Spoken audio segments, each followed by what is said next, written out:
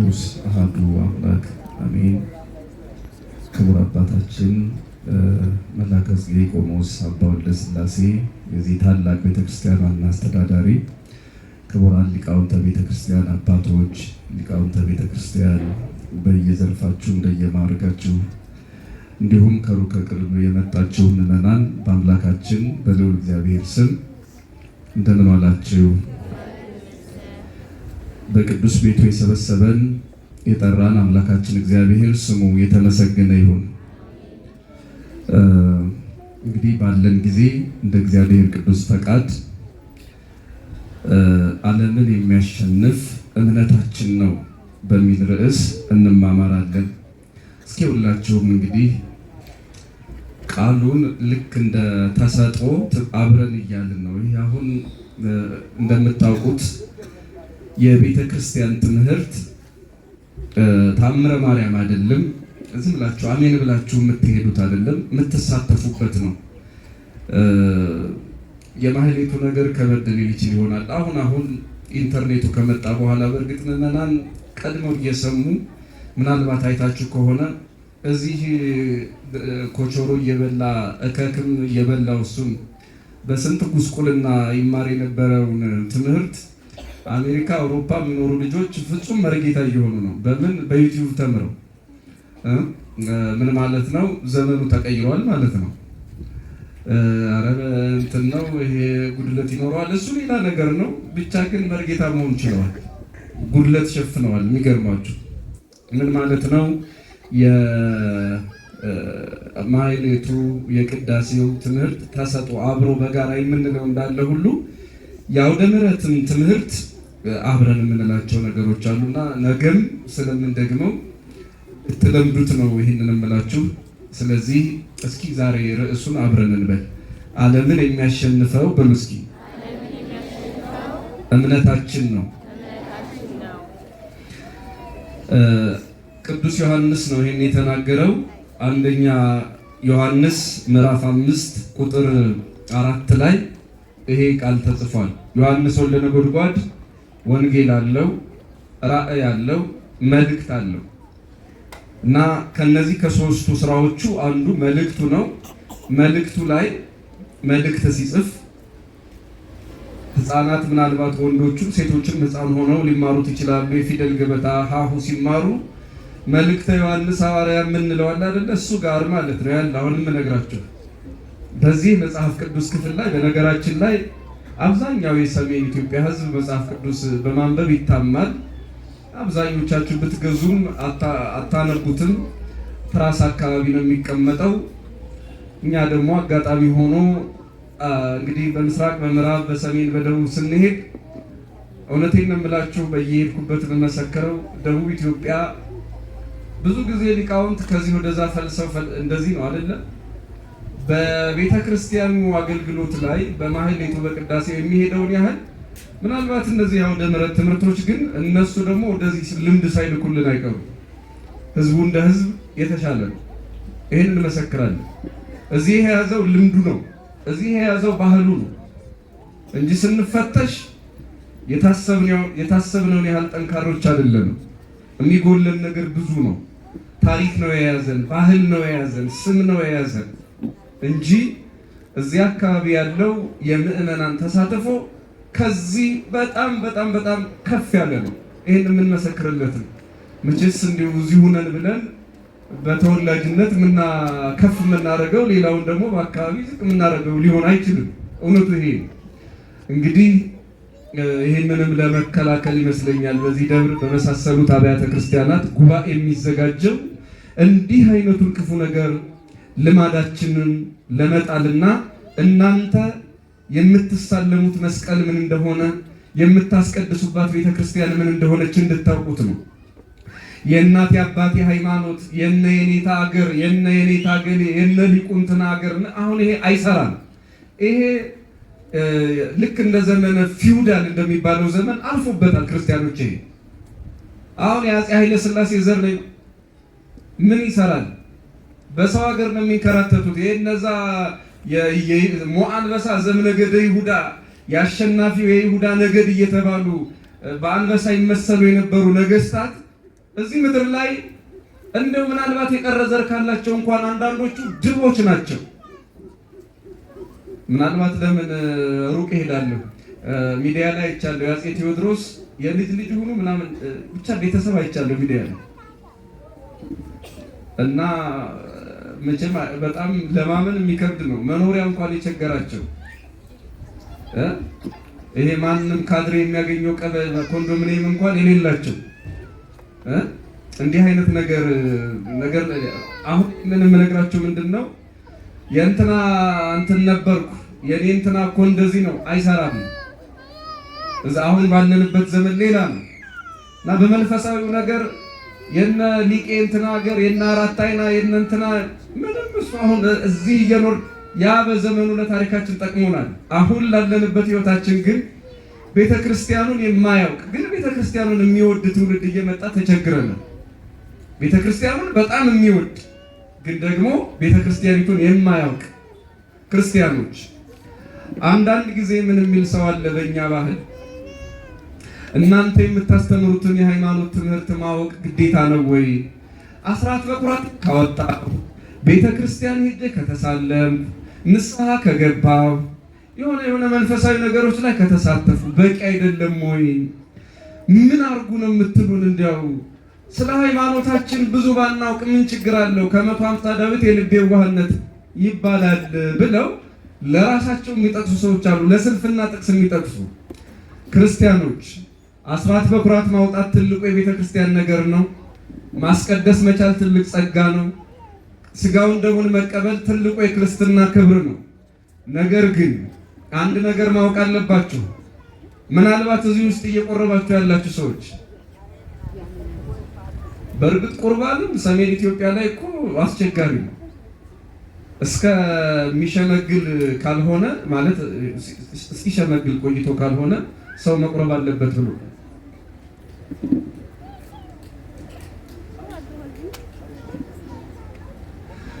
በሰሜን ኢትዮጵያ አብዛኛው ማለት ነው። ይሄ ሁሉም ቦታ አለ፣ ሁሉም ኢትዮጵያ ውስጥ አለ። ነገር ግን ደግሞ እዚህ አካባቢ ለየት የሚለው አስታውሳለሁ የአብነት ትምህርት ቤት ውስጥ እያለን እኛም ልጆች ሆነን ቤተክርስቲያን ስንሄድ የገሌ ልጅ በጠዋት ደግሞ በሰንበት ቀን ምን ትሰራለች ምን ትሰራለህ ይሄን መክፈልት ለምዳችሁ በጠዋት ቤተክርስቲያን ትመጣላችሁ ይባል ነበር። ወጣቶች ልጆች ቤተክርስቲያን ሲሄዱ ለመክፈልት ብለው የሚያስቡ እዚህ እንኳን ራሱ ዘመናዊነት የሻረው ይመስለኛል። አላቅም አሁን ካለ ቁርባን የሚታሰብ አይደለም ወጣት ሆኖ መቁረብ። ክርስቲያኖች ሁለት ችግር ነው ያለብን ማለት ነው። አንደኛ ቁርባን ማለት ለወጣቶች አለ ማን ነው? ንስሐ ለወጣቶች አለ ማን ነው? እስኪ በምሳሌ ልንገራችሁ። አሁን ከዚህ ስትወጡ የትደረሳችሁ ተብላችሁ ስትጠየቁ እዚህ ደርሰናል 5 ደቂቃ 10 ደቂቃ ቀርቶናል ብላችሁ ርቀቱን ስለምታውቁት ገምታችሁ መናገር ትችላላችሁ። ርቀቱን መገመት ይቻላል አይቻልም? አቤት የምትደርሱበትን ቦታ ቤታችሁም ከሆነ የሆነ ቦታ ብቻ የምትሄዱበት ቦታ ላይ ስንት ደቂቃ ቀርቷችኋል ብትባሉ 3 ደቂቃ 4 ደቂቃ 10 ደቂቃ ትላለህ 20 ደቂቃ ትላላችሁ። በግምት ስለምታውቁት ርቀቱን። ልትሞቱ ስንት ዓመት ቀርቷችኋል ብንባልስ የሚያውቅ ሰው አለ? እዚህ ውስጥ ካለ ንገሩኝ። አቤት እዚህ ውስጥ አለ እድሜውን የሚገምት ሰው? ሁሉም ሰው አርጅቶ ይሞታል። አርጅቶ መሞት አይደለም በዚህ ዘመን፣ በዚያኛው ዘመን እንኳን ለጥቂቶች የሆነ ነው። እና አብዛኞቻችን ራሳችንን ያሳመንነው አርጅተን እንደምንሞት ነው። ስለዚህ አሁን ንስሐ መግባት ለሽማግሌ፣ መቁረብ ለሽማግሌ። እኔ እንደዚህ አይነት አባቶችም ካሉ ምናልባት አንዳንድ ገጠር ላይ እንሰማለን። እርግጠኛ ነኝ እዚህ ከተማ ውስጥ በፍጹም ይሄ ይሆናል ብያል። በአባቶች ደረጃ በካህናት ደረጃ እድሜሽ ገና ነው እድሜህ ገና ነው የሚሉ ካሉ እንግዲህ መስቀል የያዘ ሌላ ነገር አለ ማለት ነው። ስም አይጠሪው ማለት ነው። እድሜዬ ገና ነው ለማለት እኮ እድሜን ማወቅ አለብኝ። የት ነው የሚያልቀው የኔ እድሜ? የት ነው የኔ ፍጻሜ ብለን ማወቅ አለብን። እና አንዱ ችግራችን ይሄ ነው፣ ትልቁ ፈተናችን። ሁለተኛው ደግሞ የሚገርማችሁ እንደምንም ምዕመናን ቢቆርቡ ቁርባን ምን እንደሆነ አያውቁም። ለምሳሌ እናቶቻችንን ያዋቸው፣ አባቶቻችንን ያዋቸው ከቆረቡ በኋላ ብቻቸውን አይሆኑ። ከቆረቡ በኋላ ምን አይሆኑም አልኳችሁ? ለምንድን ነው ብቻቸውን የማይሆኑ? እስኪ ንገሩ። ለምንድን ነው ብቻቸውን የማይሆኑ? ንገሩኝ እስኪ። አጉል ጥርጣሬ አለኝ፣ ግን እስኪ ምክንያቱም ንገሩኝ። ለምን ምንድን ነው የሚጠረጠር?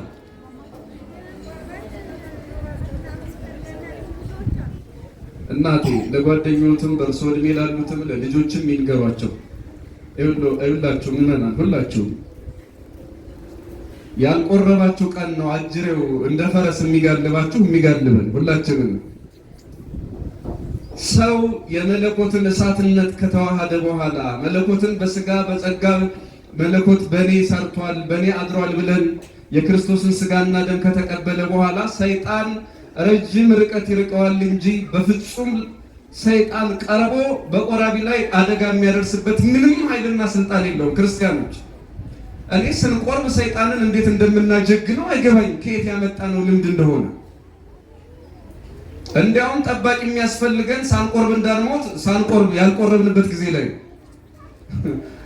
ትን ብሎን እንዳንሞት፣ ሳንቆርብ ንስሐ ሳንገባ እንዳንሞት ጠባቂ የሚያስፈልገን ያልቆረብንበት ንስሐ ያልገባንበት ጊዜ ላይ ነው። ክርስቲያኖች ጠባቂ ካስፈለገ እንኳን ምናልባት አድካሚ ስራ እንዳይሰሩ ደካሞቹ ሌላም ክብደት ያለው ነገር እንዳያነሱ ቤት አጋዥ ቢኖራቸው ይመከራል። ከዚያ ውጭ ግን ሰይጣንን ፈርተው ከሰው ጋር የሚውሉ እናቶች፣ አባቶች፣ ቆራቢዎች ካሉ የበላነው ስጋና ደም ከሰይጣን ያነሰ ነው፣ እኔን የሚጠብቀኝ ሰው ነው እንጂ ቁርባን አይደለም እያል ሰይጣንን አብልጠን ክርስቶስን እያሳነስነው መሆኑን አውቀውታል እነዚህ ሰዎች። ሲጀመር እኔ ከሰው ጋር ሆኜ እንደው እኔ ነኝ ያለ እንደው ይኸውላችሁ እንደ ብረት የጠነከረ ሰው አጠገቤ ቢሆን ከሰይጣን ይጠብቀኛል? አቤት ከሰይጣን መጠበቅ የሚችል ሰው አለ? እስኪ አሁን መልሳችሁን ለመስማት አይንም ያስፈልጋል። ምን አላችሁ? ከሰይጣን መጠበቅ የሚችል ሰው አለ? እና ለምንድን ነው ቆራቢዎች የሚታጀቡት? ዝም ብሎ እንዲሁ አብሮ ሰው ስላለ። አንዳንድ የገጠር ሙሽራ ደግሞ ብረት ይዝ ነው። አሁን ቀርቷል እሱ ቀርቶ እርግጠኛ ነኝ ይቀራል። አላው ብረት ይዞ ይዞራል። የሚገርም እኮ የፈረደበት እና እሱም በሰይጣን እንዲጠብቀው። አንዳንዶቹ ደግሞ ቅል ሁሉ የሚያደርጉ አስታውሳለሁ አለ። እሱ ከነ ሙሉ ክብሩ ነው እንዲያለው ባህሉ። ድፍን ቅል የሚያደርጉ ሰዎች አሉ፣ ብረት የሚይዙ ክርስቲያኖች። ሙሽራንም ቢሆን ብረት አይጠብቀው፣ እምነት ነው የሚጠብቀው። ዓለምን የሚያሸንፈው ምናችን ነበር ያልኳችሁ? አቤት ብረት የሚያሸንፈው ሰይጣን የለም። ሰው የሚያሸንፈው ሰይጣን የለም። አጠገባችን ያሉ ሰዎች እኛን ከአጋንንት መጠበቅ አይችሉም።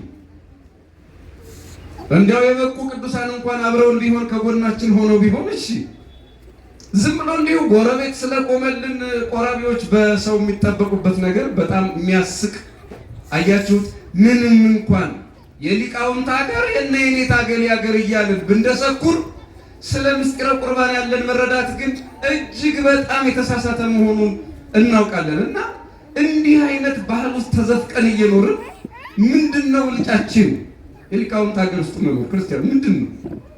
የቅኔ ሊቃውንት፣ የዜማ ሊቃውንት፣ የአቋቋም ሊቃውንት፣ የመጽሐፍ ሊቃውንት እንደው በሁሉም አሁንቶ የተባለው የተጨበጨበላቸው ሊቃውንት አገር ውስጥ ከተማ ውስጥ መኖር ጥቅሙ ምንድነው? ሃይማኖታችን የምንወደውን ሃይማኖት ማወቅ አለብን። የምንወደውን ሃይማኖት ምን ማድረግ አለብን አልኳችሁ? አቤት ማወቅ አለባችሁ። አሁን እዚህም የጥምቀት ተመላሽ ወጣቶች አላችሁ። እዚህ ጎንደር አለ አይደል?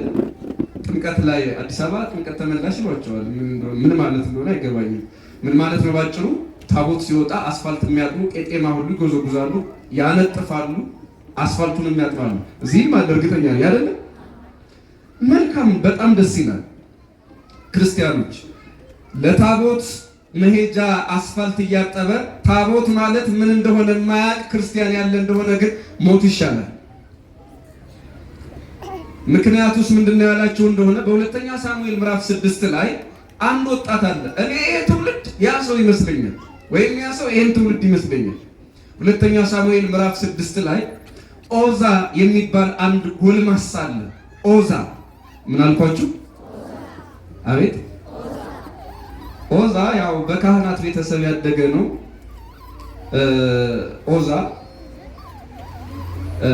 ታቦተ ጽዮን ስትመጣ ከነበረችበት ስፍራ በዳዊት ዘመን ከአቢዳራ ቤት ወደ ጽዮን አምባ ከተማ ስትመጣ በሰረገላ ነው የመጣችው እና ሰረገላውን የሚጎትቱት ደግሞ ኮርማዎች በሬዎቹ ናቸው። እና ሽማግሌዎቹ ካህናት ታቦተ ጽዮንን አጅበው እየተዘመረ እልል እየተባለ ሳለ ብዙ ሕዝብ መሃል ሲደርሱ ኮርማዎቹ በሬዎቹ ዘለሉ፣ ደነበሩ ማለት ነው። ካህናቱ ተሯሩጠው ታቦተ ጽዮንን ከውድቀት ማዳን አልቻሉ። ይሄ ጎልማሳ ግን ቤተ መቅደስ የኖረ ሰው አያችሁ፣ ቤተ መቅደስ እየኖረ ስለ ታቦት የማያውቅ ሰው እንዴት እኔ እያለሁ እኔ ወጣቱ እኔ ፈጣኑ እያለሁ ታቦተ ጽዮን እንዴት መሬት ላይ ትወድቃለች አለና ከጎፉት ወይም ከደነበሩት በሬዎች ሮጦ ታቦተ ጽዮን እንዳትወድቅ በእጁ ያዛት። አቧራ ላይ ልትወድቅ ነበረ ታቦተ ጽዮን።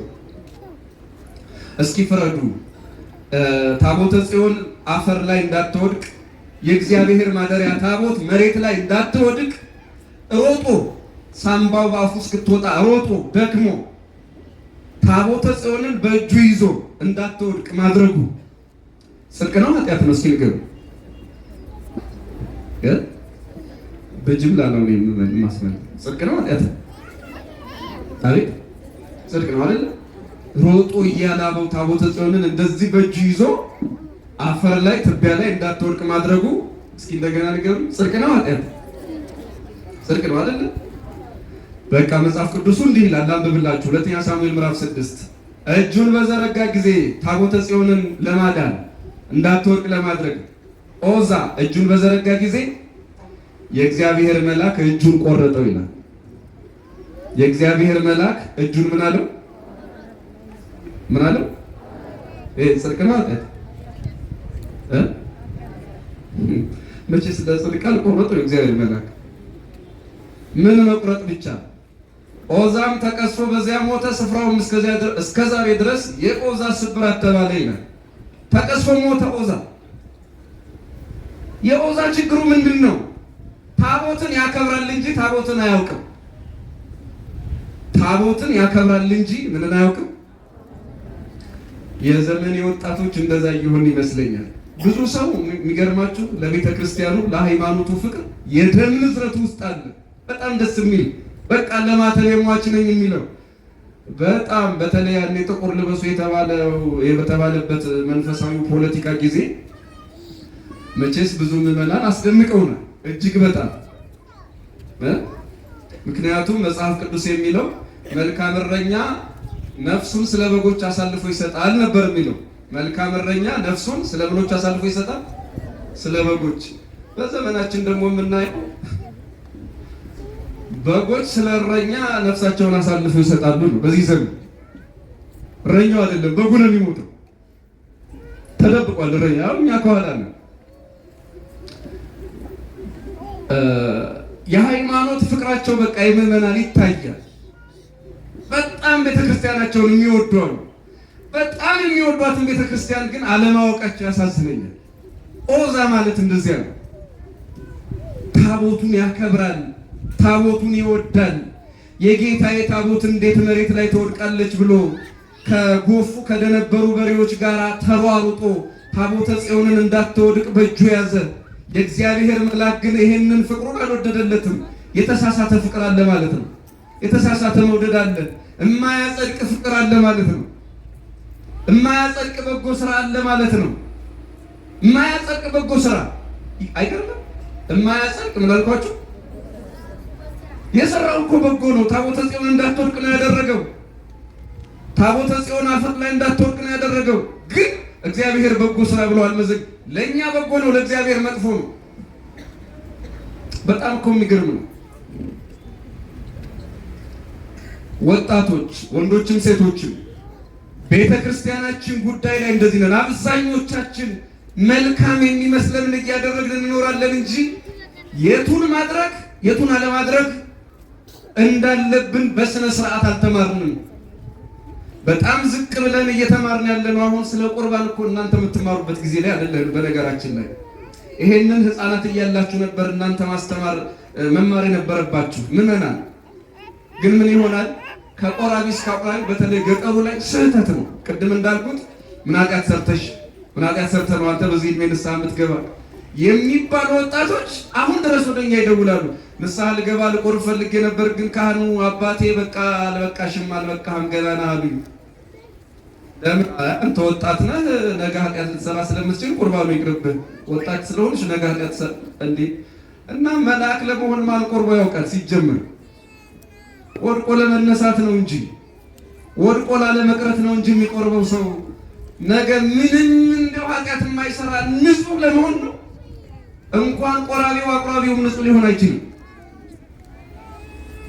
እንኳን ካህኑ ጳጳሱ ፓትርያርኩ ንጹህ ሊሆን አይችልም። ሰው ነው፣ ደካማ ነው። ስለዚህ ክርስቲያኖች የምንወዳትን ቤተ ክርስቲያን እምነታችንን ሃይማኖታችንን መውደድ ላይ ብቻ ያተኮርንበት እንደሆነ መልካም የሚመስል ኃጢአት ላይ ወይም ደግሞ በሌላ አነጋገር ጽድቅ የሚመስል ኃጢአት መስራታችን አይቀርም።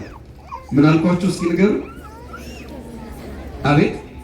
ጽድቅ የሚመስል ኃጢአት፣ ጽድቅ የሚመስል ኃጢአት። የዘመናችን ትልቁ በሽታ ይሄ ነው፣ ጽድቅ የሚመስል ኃጢአት። ለምን ለይተን አናውቅማ?